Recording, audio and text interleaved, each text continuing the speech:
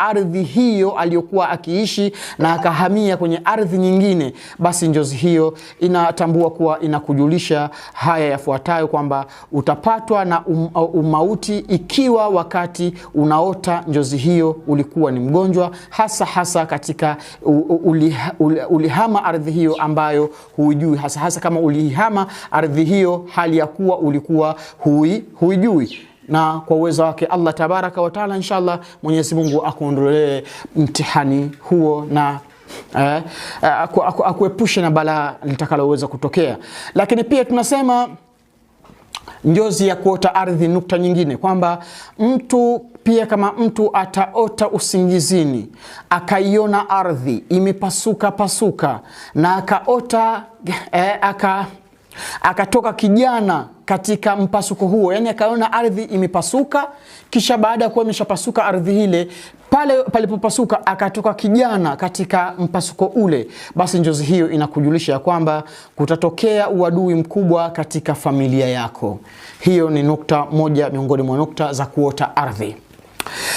Al-ardhu fil manami, njozi ya kuota ardhi usingizini. Nukta nyingine inasema hivi, pia kama mtu ataota njozi akaiona ardhi imepasuka, kisha akatoka mzee katika mpasuko huo, ardhi ikawa imepasuka, kisha pale kwenye ule mpasuko akatoka babu tu kikongwe fulani hivi katika mpasuko ule, basi njozi hiyo inakujulisha familia itapata utukufu mkubwa na watapata mavuno mazuri. Hiyo ni moja ya fasiri ya njozi ya ardhi. Ama nukta nyingine ya kuota ardhi katika usingizi, al-ardhu fil manami, nasema na kama mtu ataota njozi ya ardhi ikipasuka, kisha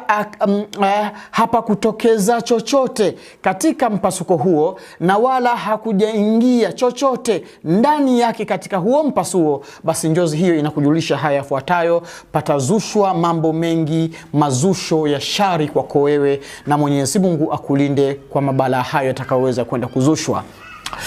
Ama nukta nyingine ya kuota njozi ya ardhi, al-ardhu fil manami, tunasema na kama mtu ataiota njozi hiyo ya ardhi kiasi ya kupasuka ardhi, kiasi akaiona ardhi ikipasuka na kisha akatoka simba au akatoka mnyama mkali katika ule mpasuko, basi njozi yako inakujulisha haya yafuatayo: atakuja kupatikana kiongozi au sultani au mtawala ambaye ni mdhulumati. Hiyo ndiyo maana yake. Lakini pia tunasema njozi nyingine, njozi hii ya kuota ardhi, nukta nyingine tunasema na kama mtu ataota njozi hiyo ya kupasuka ardhi, kisha akaona ardhi hiyo ikipasuka